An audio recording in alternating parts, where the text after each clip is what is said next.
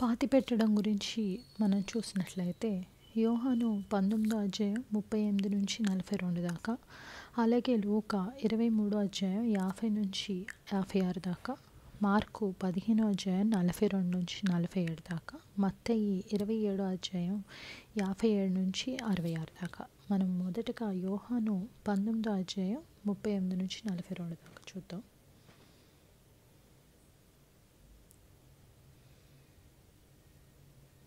యోహాను 19వ అధ్యాయం 38 నుంచి 42 దాకా. అటు తర్వాత యూదుల భయము వలన రహస్యముగా యేసు శిష్యుడైన అరిమతయి యోసేపు తాను యేసు దేహమును తీసుకొని పోవుటకు పిలాతు నొద్ద సెలవడిగెను. పిలాతు సెలవిచ్చెను గనుక అతడు వచ్చి యేసు దేహమును తీసుకొని పోయెను. మొదట రాత్రివేళ ఆయన యొద్దకు వచ్చిన నికోదేము కూడా బోళముతో కలిపిన అగరు రమారమి 150 సేర్ల ఎత్తు తెచ్చెను. అంతటా వారు యేసు దేహమును ఎత్తుకొని వచ్చి యూదుల పాతిపెట్టు మర్యాద చొప్పున ఆ సుగంధ ద్రవ్యములు దానికి పూసి నారబట్టలు చుట్టిరి.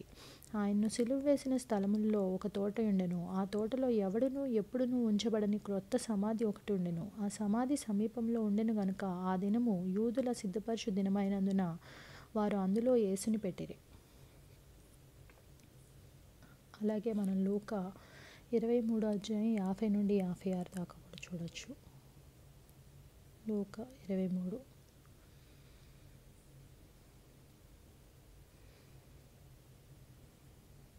50 నుండి 56. అరిమతయ అను యూదుల పట్టణపు సభ్యుడైన యోసేపు అని ఒకడుండెను.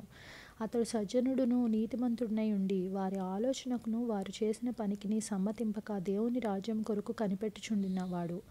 అతడు పిలాతు నొద్దకు వెళ్ళి యేసు దేహము అడుగుకొని దాన్ని క్రిందకు దించి సన్నపు నారపట్టతో చుట్టి తొలిచిన రాతి సమాధిలో ఉంచెను.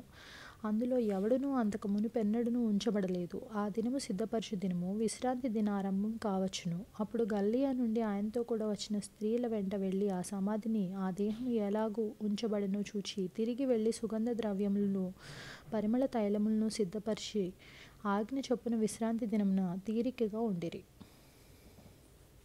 అలాగే మనం మత్తయి 27వ అధ్యాయం 57 నుంచి 66 దాకా కూడా చూడొచ్చు.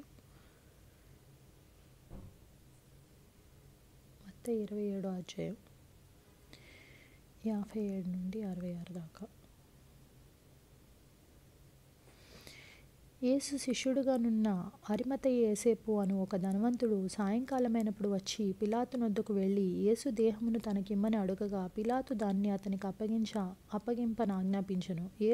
యోసేపు ఆ దేహమును తీసుకొని శుభ్రమైన నారబట్టతో చుట్టి తాను రాతిలో తొలిపించుకొన్న క్రొత్త సమాధిలో దాన్ని ఉంచి సమాధి ద్వారమునకు పెద్ద రాయి పొర్లించి వెళ్ళిపోయెను.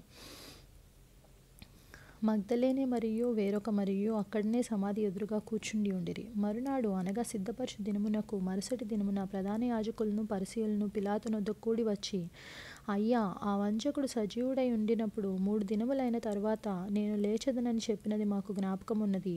కాబట్టి 3వ దినం వరకు సమాధిని భద్రము చేయని ఆజ్ఞాపించుము. వాని శిష్యులు వచ్చి వాన్ని ఎత్తుకొని పోయి ఆయన మృతుల్లో నుండి లేచినని ప్రజలతో చెప్పుదురేమో.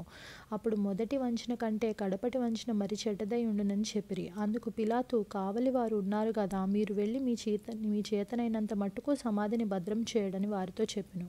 వారు వెళ్ళి కావలి వారిని కూడా ఉంచుకుని రాతికి ముద్ర వేసి సమాధిని భద్రం చేసిరి.